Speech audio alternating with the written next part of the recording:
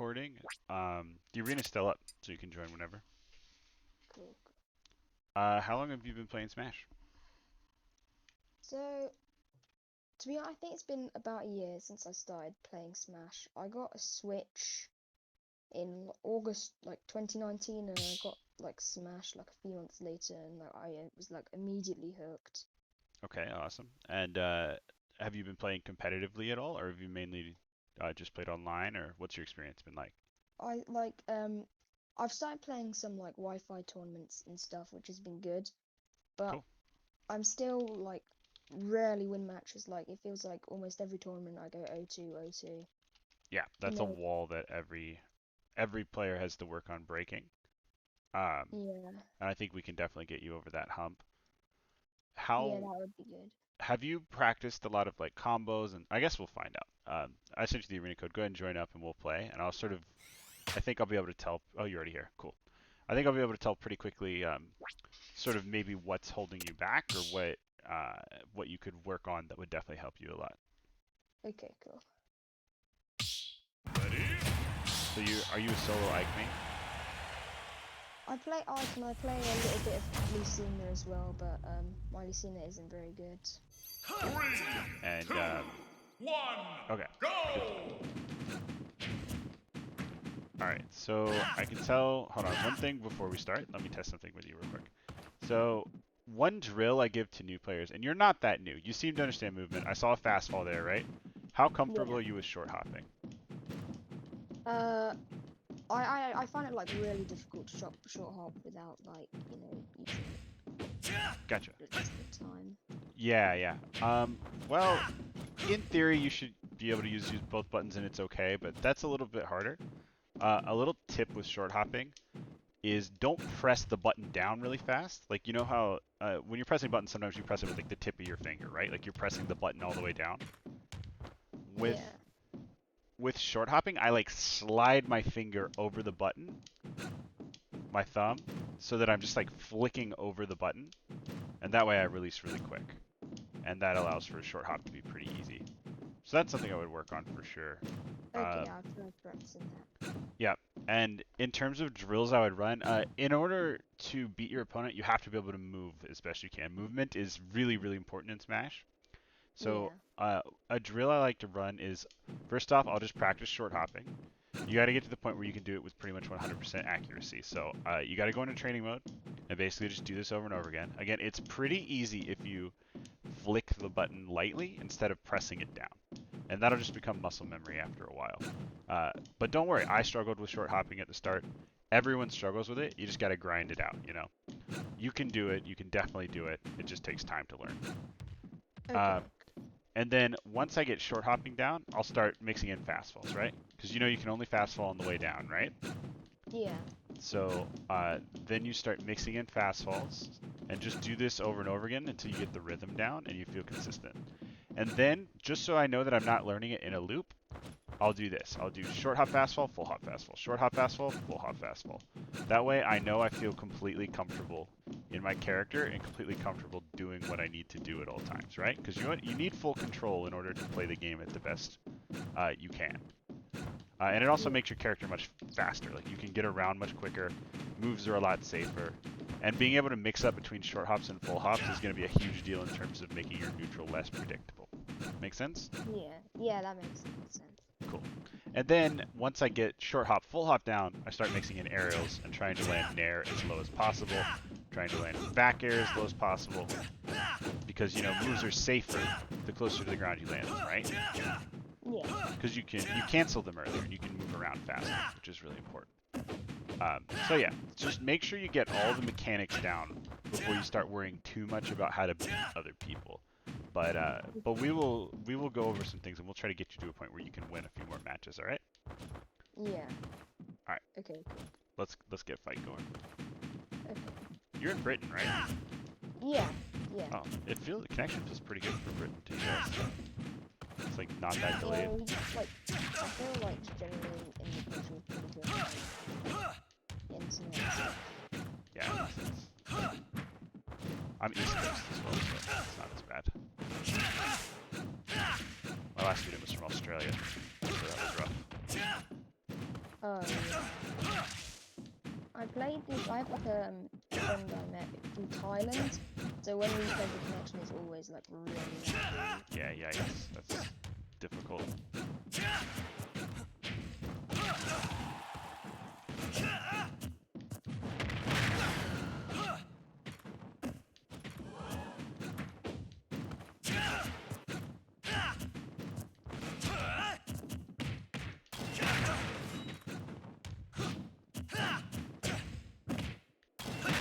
Grab.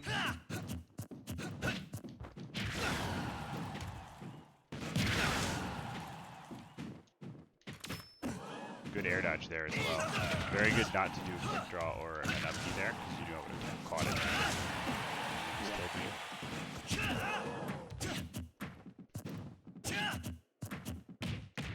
Good grab as well. Okay.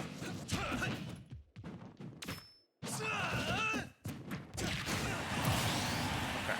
So you have a pretty good, understanding of the basics of Ike. I think once you start mixing in short hops, things are going to get a lot easier for you. It's definitely an execution hurdle that is difficult to get over, but you seem to at least understand the basics of the ditto, which is nice. Went for the hard read. I like the jab there to call out the spot dodge. Good stuff.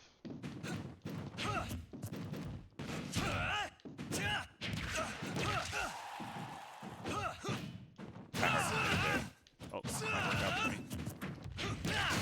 Nice. That's a good F tilt.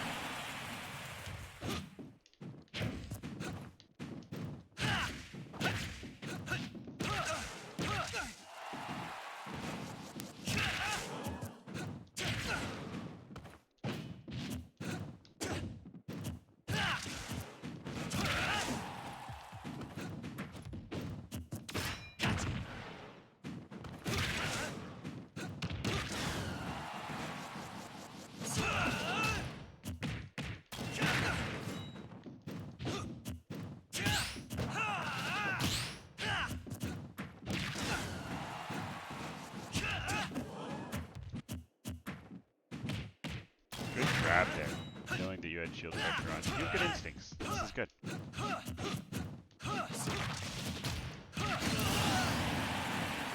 I don't mind that upbeat either, because it might actually.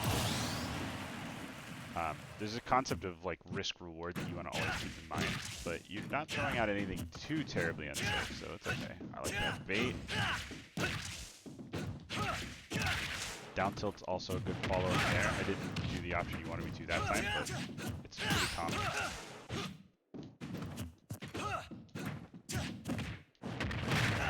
Okay. You have decent neutral.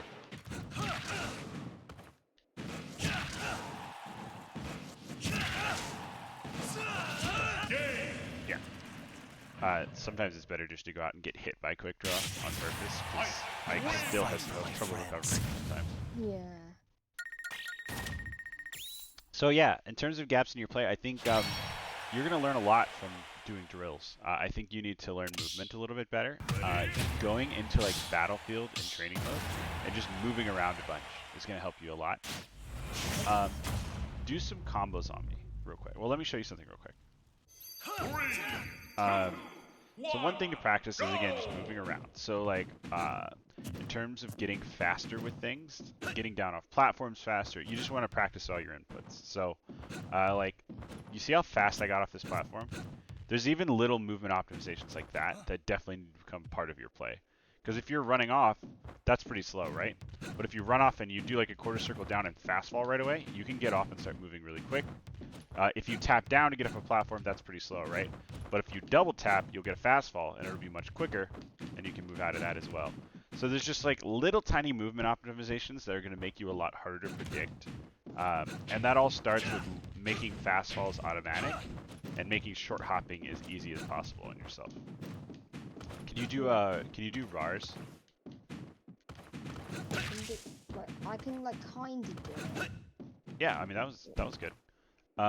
So one thing to keep in mind with RARs, I always find it easier to break down like how something works to understand it, and then it'll make it easier to get your muscle memory right.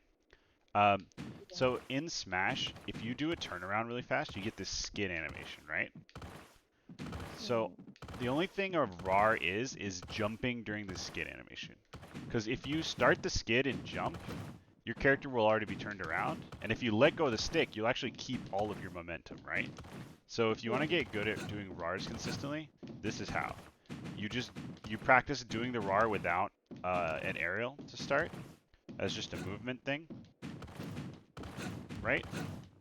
And then once you're comfortable with that, you start mixing in aerials, and then you can start doing short hop buffered aerials, full hop aerials, etc. Until you feel completely comfortable with RARs. And then you can even do up airs and stuff, because actually Ike's up air, it's way further in the back than in the front. Like watch this, stand still. So if I up air here, doesn't hit you. But if I up air here, I'm bad. And a little far, there we go. That does hit you. It actually outranges Nair as well. So Nair doesn't hit here, not quite, but up air will. See? Yeah. So a lot of times it can be useful to reverse your up airs as well, and do like landing up airs to catch jumps and things. It's really good. Okay. Okay. Do some combos on me. I want to see what combos you've got. Nice. I don't think that was perfect, but it worked. That's good.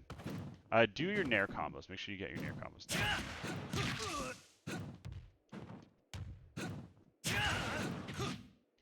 Okay, a little bit slow. You got to make sure you're getting those aerials out as quickly as possible.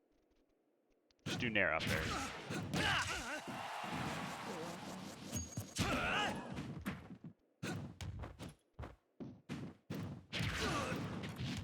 So yeah, you got to go to the training room and practice making sure those are true. Because if you don't, you're going to miss them in match, because people are just going to be holding air dodge. So yeah, go into the training room when you can, do those drills I was talking about, and also just practice your bread and butter combos. The most important ones I'd say, at 0 you can get Nair up tilt, right? A little higher you can start getting Nair forward air, you can start getting Nair up air, then down throw up air. You know about down throw up air, right? Yeah. Yeah, it's a true combo, so you want to practice that as well. And then make sure you're practicing Nair up air at kill percents, because it's not as good as it used to be, but it's still really, really solid. So yeah, make sure that you have labbed and practiced and drilled your combos over and over again until you're completely comfortable with them, or you're not going to be consistent with them in bracket. Okay. Thanks. Yeah. Okay, we can fight now.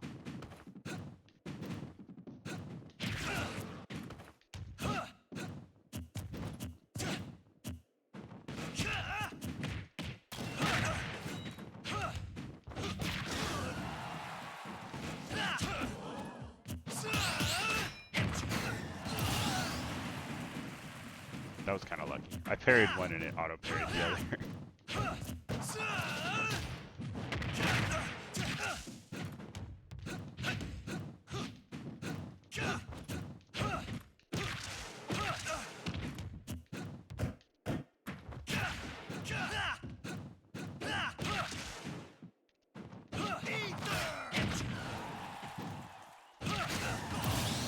Okay, so one thing about the Ike Ditto is we'll catch up Bs like that a lot more easily. If you're just standing on ledge and you counter, it doesn't always work.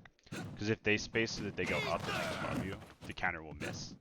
But if you do a short hop counter, you'll almost always catch people's ether if they're recovering like that, right? You just do a short hop counter. Or you can even do a full hop counter. It really doesn't matter because counter actually stops your momentum. Just make sure your counter's coming out like around here.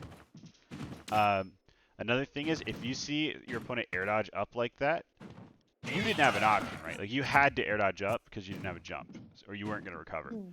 But the thing about that is if I'm standing here and I see you do that, I know that you can't do anything, right? Because there's a cooldown on acting after you do a directional air dodge. So I will just go off and forward air you every time. And it's completely consistent, reactable. And it's just free. So make sure you get it in your mind that whenever you see that air dodge up and in, you can just go out and hit him. Yeah, okay, cool. Alright, let's fight.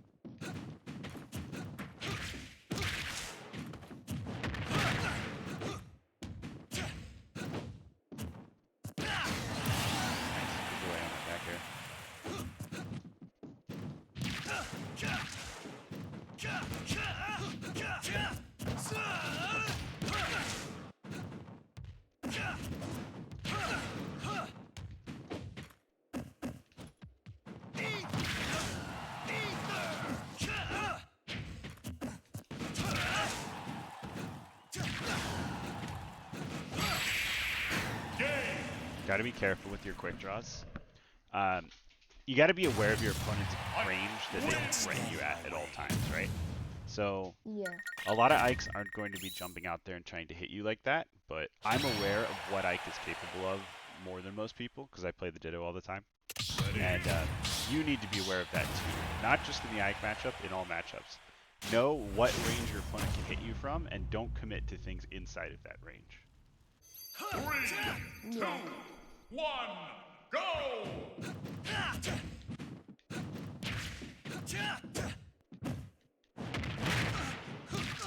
Nice. You did the drift forward.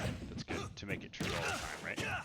So you've clearly studied up about Ike, right? Like I noticed you've definitely been watching videos. You've definitely been reading guides. Am I right about that? Yes, I've been watching like a lot of your videos and then watching like Isol's videos. Yeah. Iza is great for people learning Ike in the first place. I really ought to make like a general Ike combo guide because a lot of people are missing out on a lot of what Ike has to offer. But you've clearly been doing your research and practicing, and that's good to see every time. Which means that you can start working on just filling in those gaps and work on your neutral a little bit, and you're going to start taking games a lot more.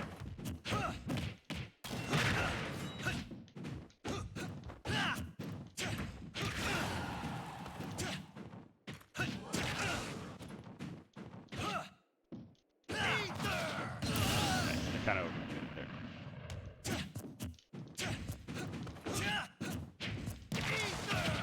Scoop bait.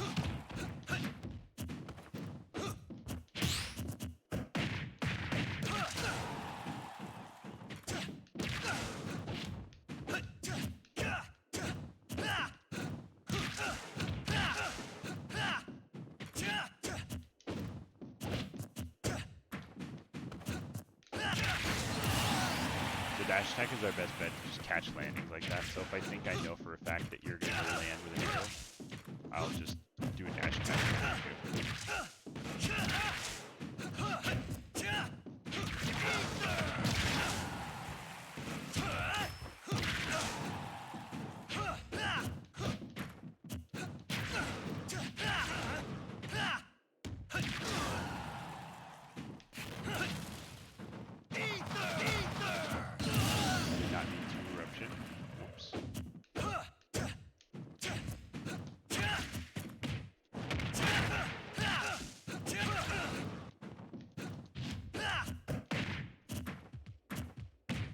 Do you play the Ditto a lot? Like Ike versus I Ike? have a friend that plays Ice, but we don't play it that often. We do play Gotcha. SoloJones. So you're not completely into it.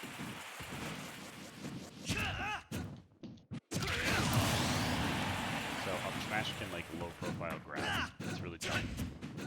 So I just dodged your grab there.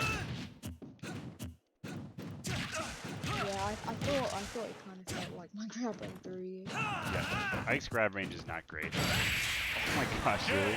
I thought I would get all the way behind you. I did not. Nice up smash. Yeah, so Ike's grab range is not great, but there's a lot of grabs we can actually low profile. Because up smash low, like, he ducks down to the ground really quickly.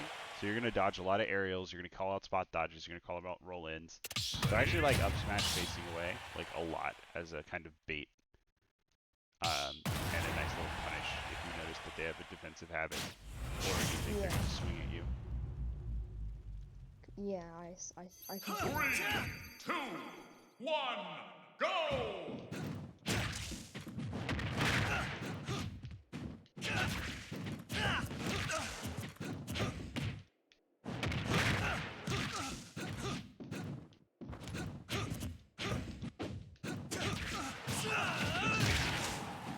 Getting these basket nairs.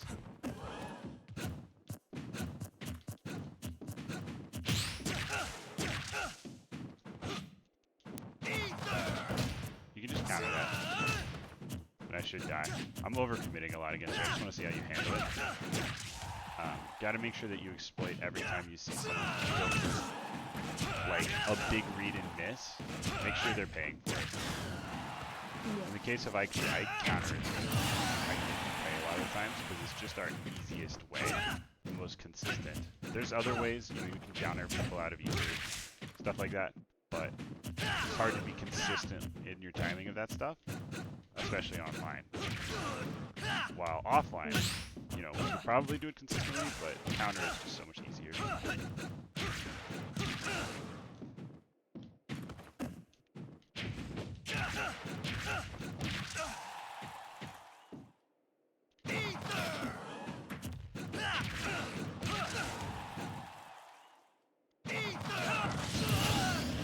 Were you trying to take me down with you, or did you just miss a little bit? Oh, I didn't think I could get back to the ledge. I thought I may as well. Gotcha. You could have made it back if you just drifted in a little bit further. Gotta learn what ranges you're able to recover at.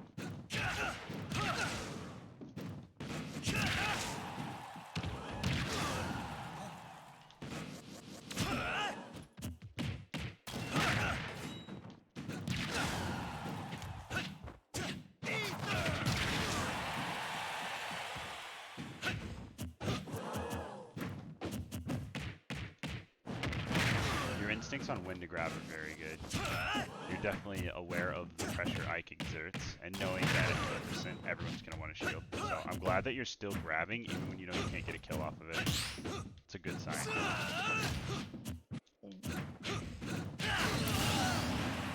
air kill. Gotta be careful about those shield folks. You gotta either angle your shield up or just get out of the way.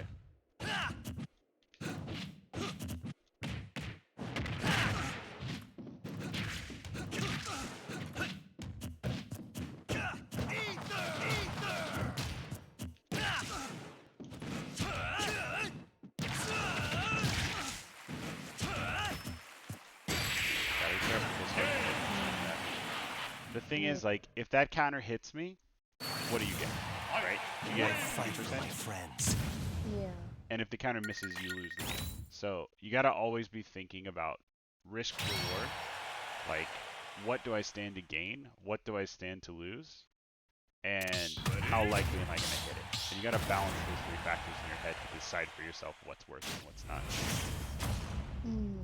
Yeah. I feel like I kind of just think that I do. Like I kind of just instinctively just okay, let's do this now. And that's good, but you have to get it so that those instincts or those habits, because that's what it is, it's habits, right? It's, in this situation, this usually works, so this is what my brain is going to do. You have to think consciously first to build those good habits. You know, don't let your brain go into autopilot mode. The more you autopilot, the less you improve. Yeah, you want to train up your autopilot to be able to beat, you know, players that you're better than, so that you don't waste all your energy all the time. But in order to improve, you have to not be in that autopilot.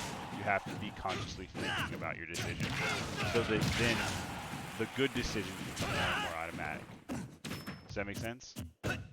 Because otherwise, you know, the less you think, the more predictable you're going to be, right? Like right now, I'm autopiloting while I talk to you, and you're calling me out super hard, which is good.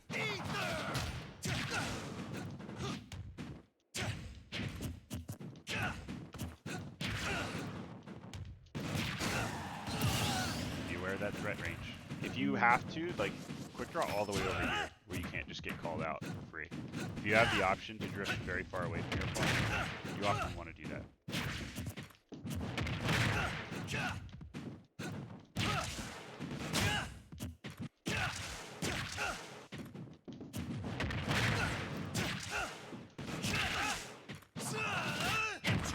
See how the short hop gets me there? Then I screwed up the follow, but it worked out in my favor anyway.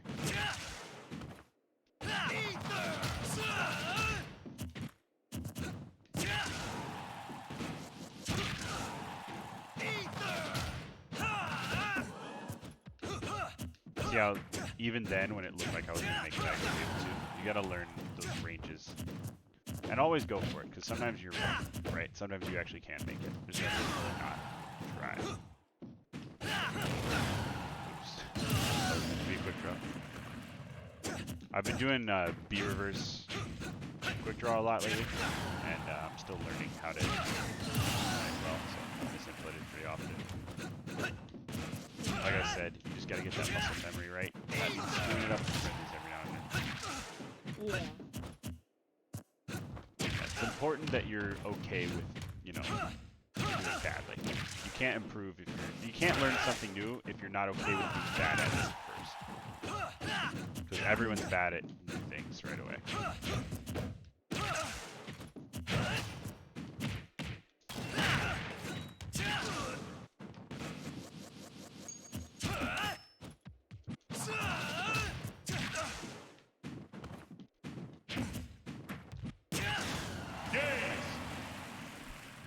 Thought I scouted a neutral get up, but it is not reactable on cross-coast connection. So that was good. Yeah. Yeah, offline you're going to want to go for reaction ledge traps a lot of the times, but online it can be pretty difficult, especially if you're far away from your opponent. So it can be better just to try to control center instead of going for reads on like neutral get up like that. Yeah, I did watch your the cover every option ledge trapping video. I feel like I kind of find it hard to tell when someone's like doing a get up attack or a like roll. Yep, it's right on the edge of normal reaction time. It's reactable offline. Like, I think it's like frame 19 or something, or frame like low 20s, and that makes it reactable offline because you can react to anything that's like frame 18. But online adds a lot of delay, so you gotta just accept sometimes that there are things you can't react to online, and just go for option coverage instead. Like try to, you know, go for something that will deny your opponent as many options as possible instead of trying to react to the specific option they choose. But offline, I recommend doing it on reaction because reaction is always consistent, right? Yeah. Reaction's always going to be more consistent than prediction.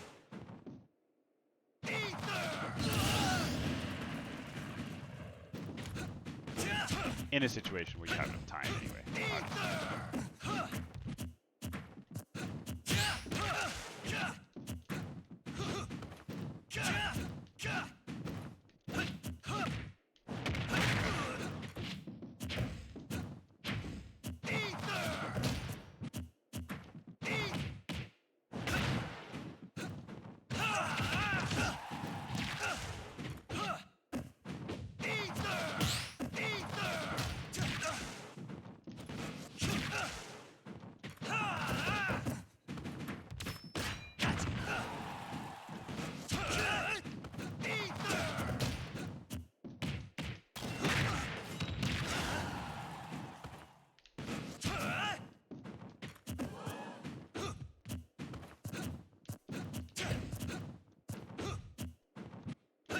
I like these double jump mixers.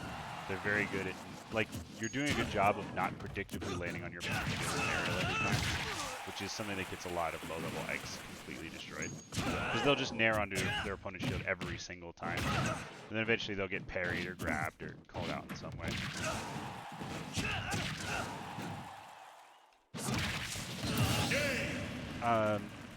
Yeah, but you have, like, a really good neutral, honestly. Like, I saw your win rate, like I looked at your Smash data, and honestly I would expect it to be significantly higher than this. Just based on your skill level, which is a good sign. It means that I think you're definitely going to have a breakout soon. Yeah. You just gotta keep it up. Make sure that you're more and more consistent. I mean, more and more consistent with your combos. Practice, drill. Yeah. But you have a really good sense for when you should be grabbing, when you should be jumping. You know, I can see it there for sure. Yeah. How old are you, by the way? I'm 13. Okay, you got a lot of time to figure it out as well. Yeah. You've been playing since you were 12? Yeah. So yeah, I think you're gonna make waves. You just gotta keep trying for sure. Cool. Yeah, because again, I can see the get instincts. I can see it. And I can tell you've been playing for a while. You've got fast falling down, which is very important. So yeah, it's all about consistency. Make sure that you're able to hit your combos every single time because, you know, do you understand the concept of neutral advantage and disadvantage? Oh yeah. to an extent. Yeah, so it's very okay. Let me break some stuff down real quick. So, um, stage control is like a huge concept for Ike, right? Because we have this giant bubble of threat around us, correct? Like this nair, you know, we have bear, we have up air, we have F tilt. We can create these giant threat bubbles, but we're slow. So it's very important that we have superior positioning to our opponent. We want to be holding center as a main game plan as often as possible, especially against other Ikes. Because whoever holds center is going to have a big advantage. And the main reason is a big part of your game plan should be whiff punishing. And by that I mean like swing at me with an aerial.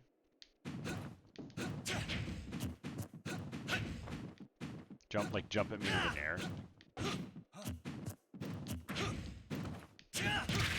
So if you have room to retreat and you know your opponent's going to approach, you have space to back up and then dash back in and get a punish, right? Maybe it's a grab, maybe it's a dash attack, maybe you jump in with your own aerial, etc.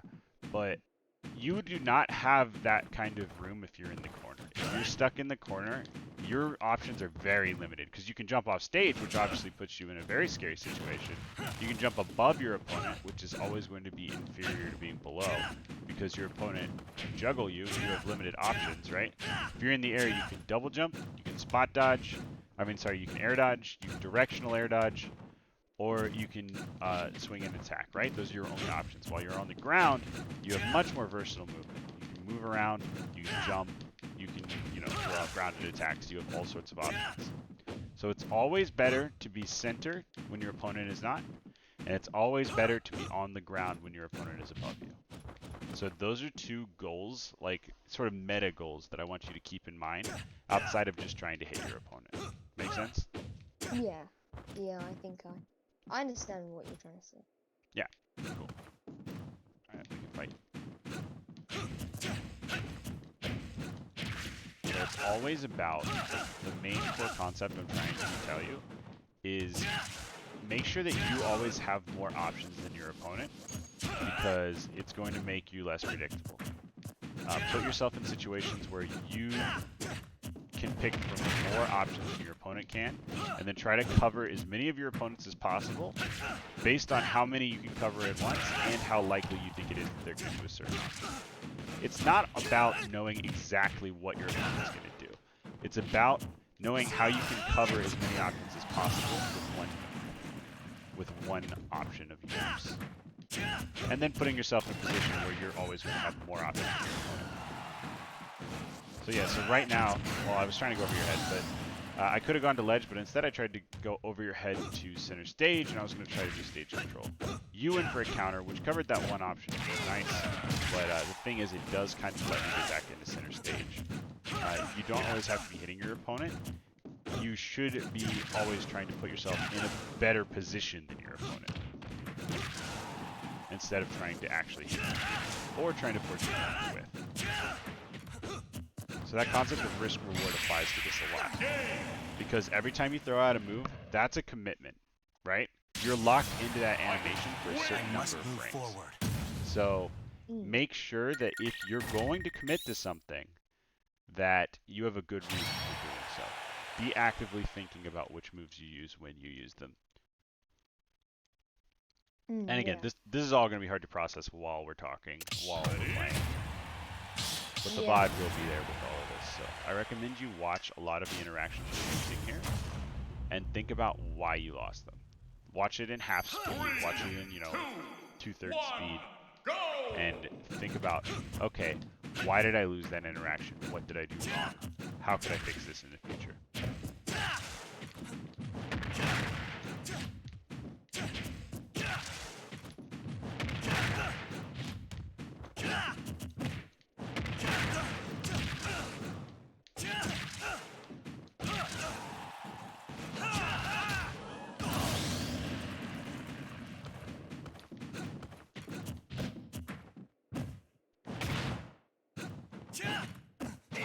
I like the idea.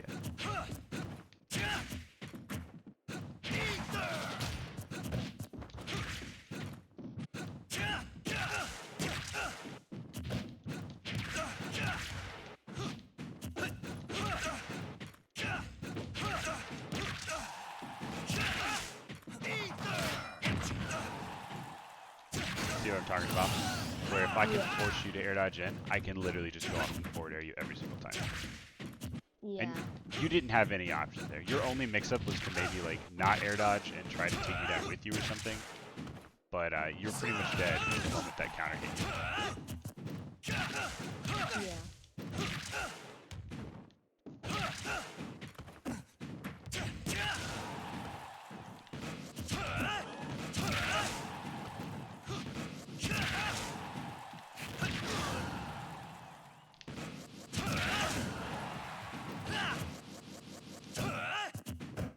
You can just A for that out of shield. It's very unsafe. Oh yeah. Do you know how out of shield options work? Like beyond just U2 to give you quick bot into it? Like kind of. Well, I kind of think like if someone like, lands on my shield, what move can I do to best? Yep. And do you know how to figure out which moves can punish and which can't? Like the concept of Not frame really. data. Okay, we'll go into that a little bit next game. Yeah. But it's important to know, especially when learning new matchups. Yeah. Fight. So, for starters, you understand, like, if I say a move is frame 7, do you know what I mean by that? Yeah. Yeah, so there's 60 frames in a second, right? Yeah. So it means if you hit the button 7 frames later, the move is gonna come out. Yeah. I've Um, been on like Ultimate Frame Data a few times, but it's a lot of information to be honest. Absolutely. So let me give you a baseline here so that you can look up in new matchups when you need to, okay? So, shielding, big part of the game, right? The thing is, shielding in Smash Ultimate is actually a pretty big commitment, right? Because like drop shield and then jab or down tilt or something. You see how long that takes? And the reason that takes so long is because you see this animation where his arms like go apart. Yeah. You can't skip that before doing a grounded option, and it takes 11 frames. So that means if somebody hits your shield and I want to do a down tilt, I have to wait for this entire 11 frame animation of getting out of shield before I can do that down tilt. Does that make sense? Yeah. So down tilt is frame 7, like I said. However, it is frame 18 out of shield because we take the 11 frames of the shield drop and we add the startup of the move. Make sense? Yeah. So, do you understand the concept of how safe on shield something can be, where it's like minus whatever? Oh yeah. Kind of, but not really. Okay, so let me explain it to you. It's simple. Come down here and shield for me. Okay, so I did a move on your shield, right? This move, Nair, is -5 on shield. And what this means is if I hit your shield with Nair, you can technically act 5 frames earlier than me because I'm in lag on this move, right? Yeah. Now the problem is, like I said, it takes you 11 frames to drop shield. So technically I'm still like able to move, I have access to more tools than you first. Does that make sense? Because like if I nair and then you try to drop shield and jab me, like jab's frame 4, if it's -5, you should be able to hit me, right? No, because you have to wait for the entire shield drop animation, and jab is frame 15 out of shield as a result. Does that make sense? Yeah. So, there are ways around this, right? There are ways to not make this animation happen and to get out of shield otherwise. And there are certain moves that just completely cancel this animation. For every character in the game, up B out of shield will cancel this animation. You notice how he didn't actually play that little arms movement part thing? Yeah. So up B's completely skipped that. However, Ike's up B is frame 15, so it's still pretty slow. It's pretty slow out of shield. However, you know about the super armor, right? Yeah. I think someone said frame 5. I'm Yes. pretty sure. The super armor comes out frame 5. So while the move itself, the hitbox is frame 15 out of shield, meaning that we can't punish -5 moves, right? If it's frame 15, we can punish anything that is -15. Does that make sense? Yeah. So yeah, if I use, like F smash, like come down here. F smash is like minus 25 on shield. So if you shield an F smash and try to up B me, oh, sorry, yeah, come shield it, come shield it. I can't do anything about that because it's like minus 25 on shield. You have a frame 15 at a shield option. That is what's called a true punish, right? It's a punish that I can't do anything about. It's completely unescapable. Yeah. So the way the armor works, that makes it frame 15 out of shield, but the armor comes out frame 5 out of shield. What this means is if I'm trying to mash on your shield, you can actually armor a bunch of my moves. So what a lot of characters will do is they'll like nair and then they'll jab, right? Especially like Zero Suit Samus, who has a pretty safe nair and then a really fast jab. They'll try to get you to drop shield, and they'll like they'll do a safe landing aerial, and then they'll do a grounded option. So in theory, you can't true punish this because you don't have anything that's fast enough out of shield. However, because of the super armor, you actually can. So go ahead and try to ether my nair out of shield, okay? Make sure that you do it right as the nair, like the nair's gonna hit your shield, immediately up B. Okay. Yeah, gotta be a little faster. See that? So technically, because nair is minus 5, jab is frame 4, there's only 9 frames in between the two moves, okay? And since up B is frame 15, it shouldn't be able to punish.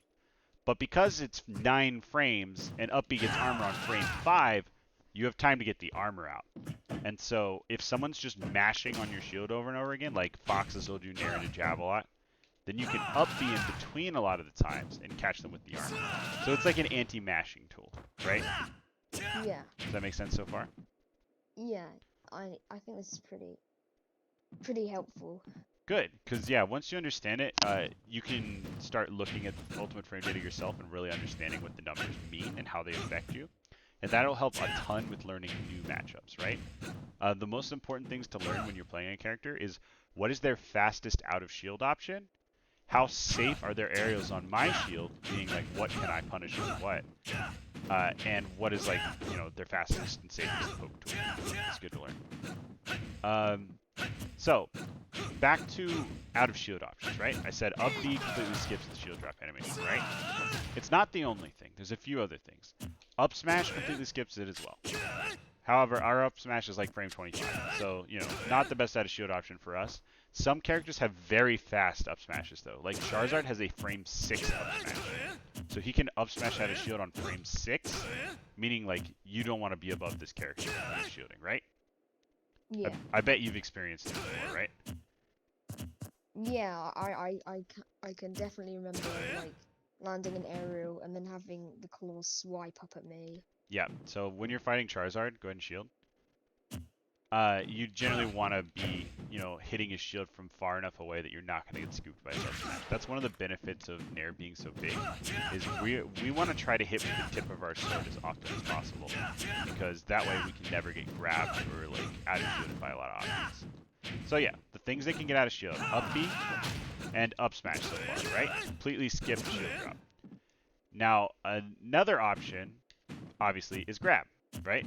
You can grab out of shield by just hitting the A button while shielding. Now there's something weird in Smash Ultimate about grabbing out of shield, and we'll get into the next game. If you get hit, so grabbing out of shield is just the same frame as your normal frame, right? It's frame, for Ike it's frame 6, okay? So pretty fast. You're like, okay, I should be able to punish a lot of stuff with that, right? However, there's this, or actually Ike's grabs frame 7. But there's this weird mechanic in Ultimate where if your shield gets hit by a move, you actually have to wait an extra 4 frames before grab. It doesn't exist in other Smash games, I don't think, but in Ultimate, that's the way it is. So that means that your grab out of shield is actually effectively like frame 11 out of shield, which means you should basically never be able to grab nair, right? So come here, try to grab my nair.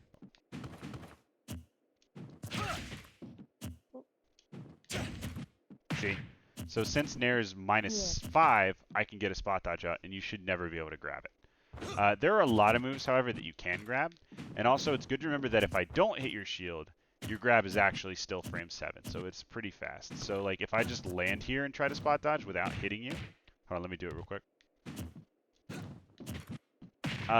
You can generally time it to catch my landing pretty well.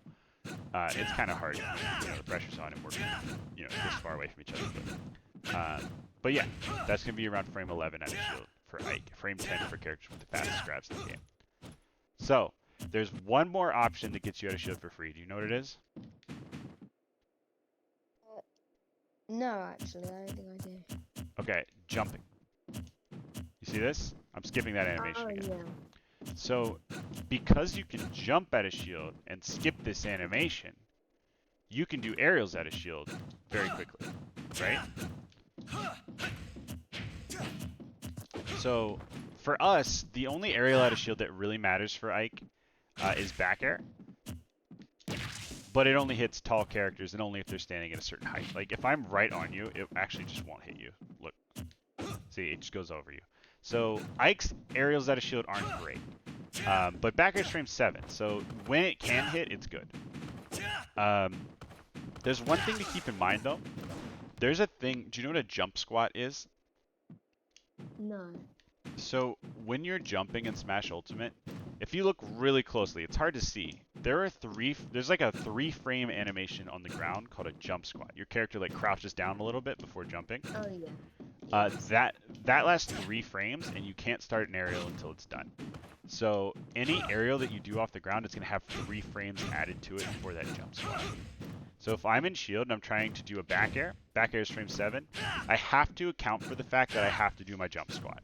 So that makes this frame 10 out of shield, because frame 7 back air and 3 frames of jump squat. Make sense? Yeah. Okay. So, there's some characters with really, really fast aerials out of shield, right? Like Yoshi has a frame 3 nair that hits all around him. So a lot of Yoshis, especially since Yoshi has the egg, right? He can't get shield poked. What he'll do is he'll just run under, let a move hit his shield, and then nair out of shield. And it comes out on frame 6, making him really scary out of shield, right? Do you get how that's good? Yeah, I understand. So that means Yoshi, a lot like Charizard, you're going to want to be spacing so that you hit the very tip of your sword on his shield. Because otherwise, he's almost always going to be able to nair you out of shield. Like I said, in theory, he shouldn't be able to, because nair is -5, right? But you're not always going to be perfectly landing. Like, when you see frame data, it's assuming that you're hitting on the same frame that you hit the ground, right? Because landing quickly makes things safer. So often, your nair is actually going to be more like -6. And then also, there's a concept in Smash called scaling. Oh, yeah. Yeah, which means if you hit the same move over and over again, it gets weaker. And when moves are weaker, they're less safe, because they don't stun shield for as long. So nair is, in practicality, generally going to be -6 or -7, meaning that frame 6 out of shield options are actually going to generally punish you pretty well. So Yoshi nair will punish you if you don't space it match distance. Make sense? Yeah. Okay. So that's the basics of shield data. Once you feel like you have a real understanding of this, and you can rewatch this later in the VOD, if it's a lot of information. It's a big information dump, and you Yeah. can always ask me questions. My DMs are always open. Yeah.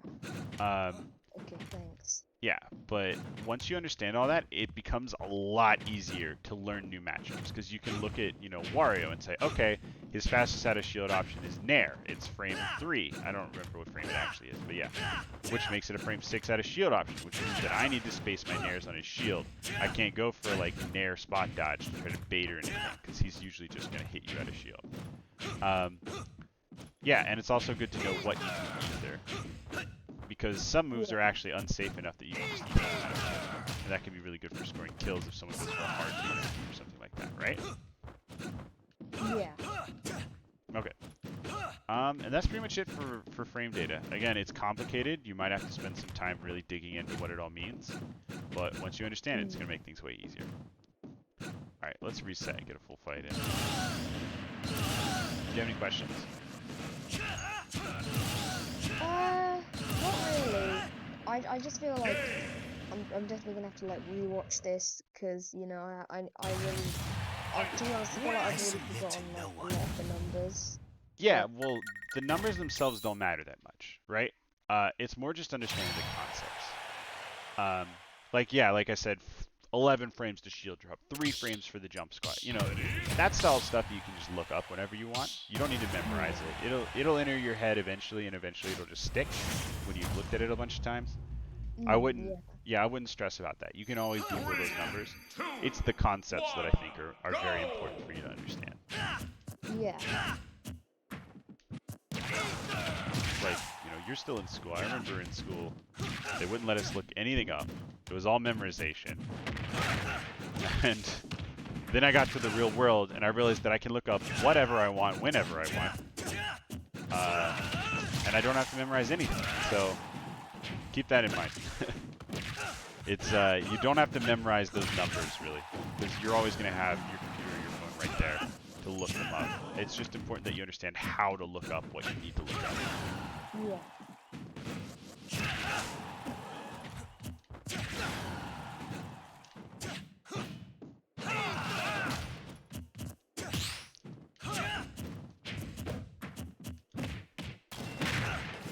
And it's also just not important to know all the numbers. The only thing that's really important to know is, can I out of shield this? Can they out of shield this? You know, like, can I grab this? Knowing what moves, how moves interact with each other is what really matters. Frame data is just a shortcut to learning that stuff. Yeah.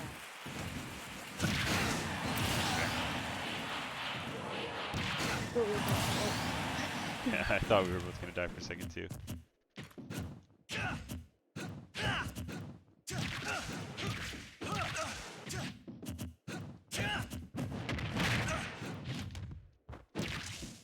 Very good at DIing that correctly. You seem to understand DI and stuff, so I don't really feel the need to go into those with you. Those are just some of the basics I go into with I feel like just DI out the combos and DI into survive. I feel like. Yeah, that's the most basic form. I mean, obviously there are exceptions, right? Some characters will kill you for DIing out, but that is definitely well. And you also understand that you want to be DIing Ike's down throw because you've been doing it, which is, you know, one of the exceptions. I feel like it's just like muscle memory, like, you know, if you're playing Definitely. and the DI works, and it's just that's what I'm doing the next game. Yep. That being said, you know, if you want to build good muscle memory, you have to understand why it works, so that you can, you know, apply it in more general situations. And then once you do that, you'll be able to build the muscle memory you need on the fly.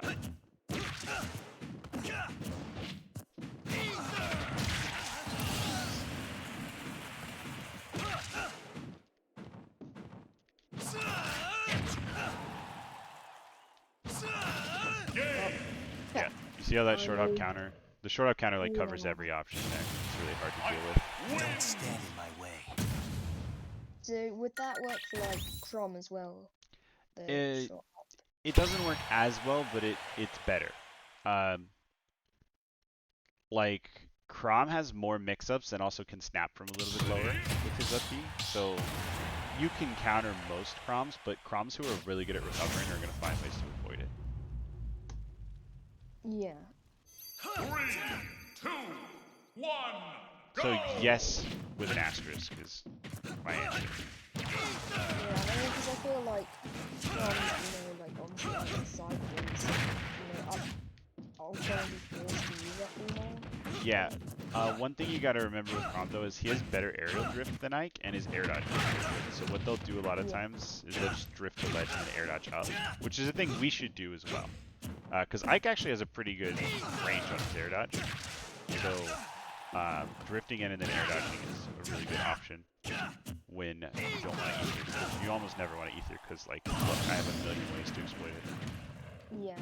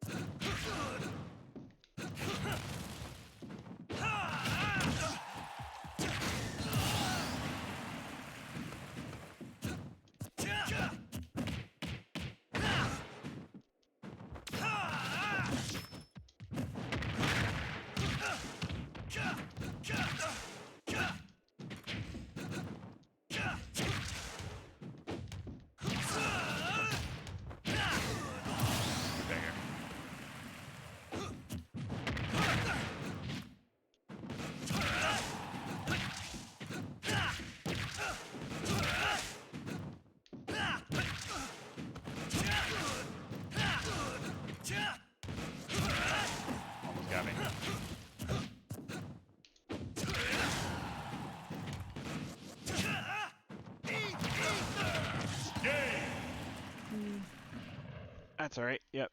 You definitely had the right idea there. And it was Don't a stand good in little my game. way. I'm going to switch characters. I want to drill home a lot of this frame data stuff, and I feel like it'll Yeah. be easier if I play a character with a really good out of shield, so you can see what I mean. So I'm Yeah. going to go Pokemon Trainer, who is 3 characters with get out of shield. Choose your fighter. Pokemon Trainer. Every time I have to pick a character that I haven't spent a lot of time playing, I have to spend like 30 seconds looking. There's so many characters in this game. Yeah, I mean, there really is. And the worst part is like when a new DLC comes out and they all get reshuffled. Yeah. And then you And lose there's your a- main on the screen. 3, 2, 1, go!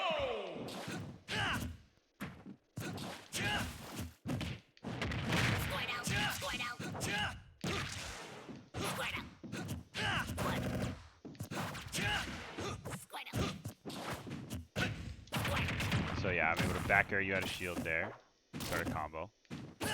Because you did something in the middle. Which dash attack is minus like 19, I think? Or 17 maybe?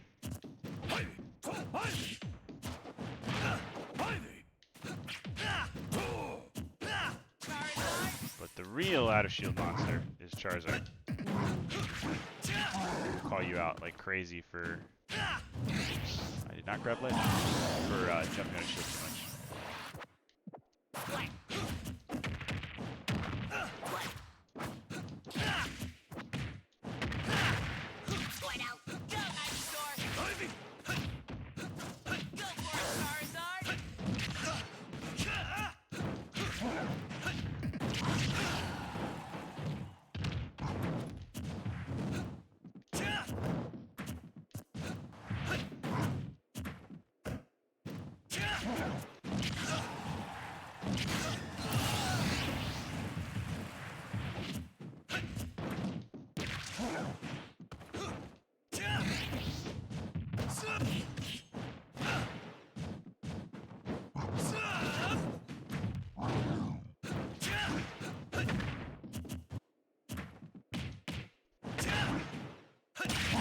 Oh, you went for it, huh?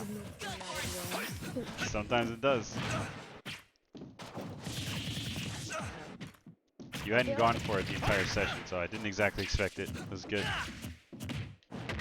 think the fact that it like doesn't usually spike makes it so satisfying when it does. Definitely. The cool thing about it too is the sour spot kills as well, right? So Yeah. even if you hadn't gotten the sweet spot there, I might have still died.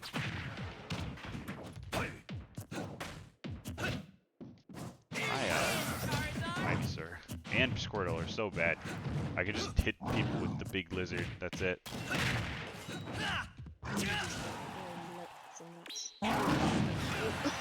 Speaking of,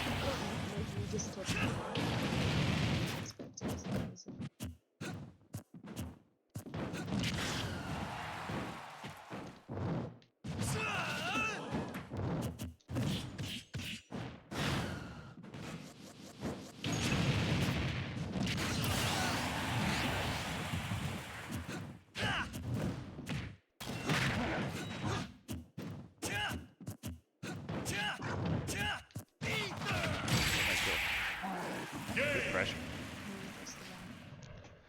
I gotta not SD, man. I always doing that.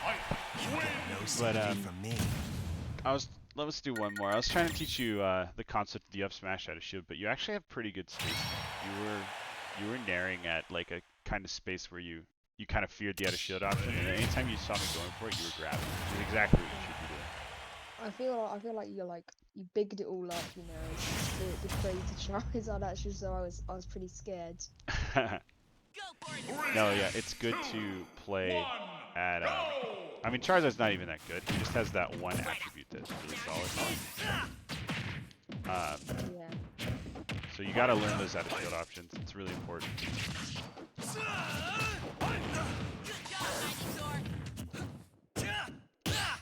I hate everything. Yeah, we like there's something else. Any kind of multi-hit like that is really hard to deal with.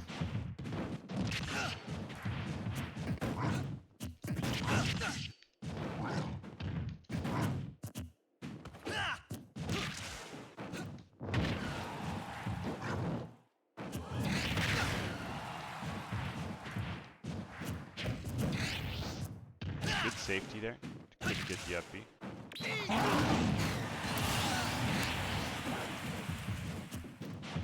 Unfortunately, Ether is extremely exploitable.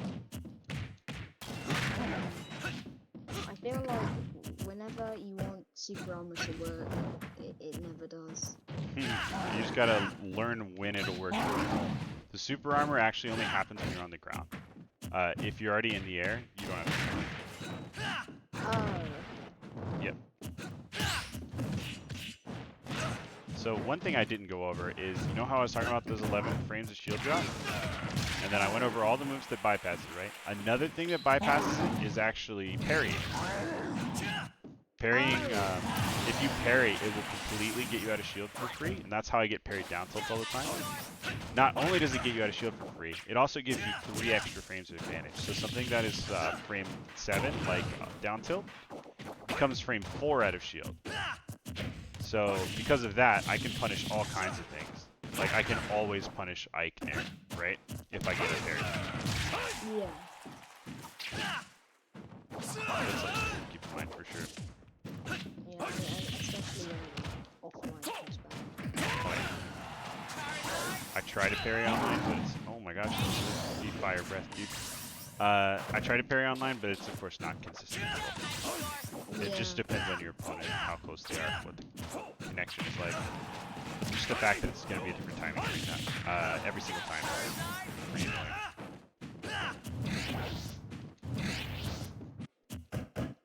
Ike's grab, man. You deserved that grab. I'm sorry.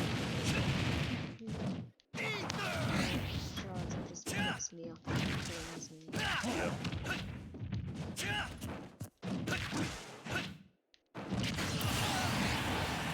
Gotta be careful. Hard committing to stuff like that. So, since Ike's best moves are aerials that hit on the way down, right?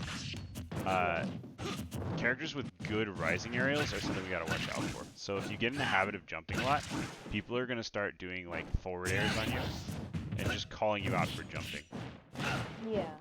So you gotta be careful. Also, you gotta save your jumps.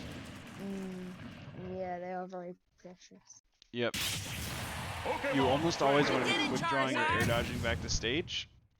If you ether, you're always going to be exploitable. Yes. The final option, really. Yeah. Okay, that's our hour. I hope this was helpful to you. Yeah, definitely. I think I'll definitely come back watch because I feel that there's a lot of stuff that I can still pick up from just watching it.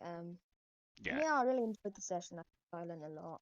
It was a lot to go over in an hour. I completely understand, but hey, that's why the VOD is there. Yeah. Also, yeah, thanks for buying a lesson. I appreciate it. Just so you know, there is a reviews page right above you there if you want to leave me a little text Oh review. yeah. Yeah, I'll leave one in there Appreciate it. tomorrow. Thanks. So Anyway, yeah, thanks for the session. of course. And my DMs are always open if you have any questions or want to set up a follow-up. And I'll get you your VOD later today. Oh, cool. Okay, thank you. Bye. Bye.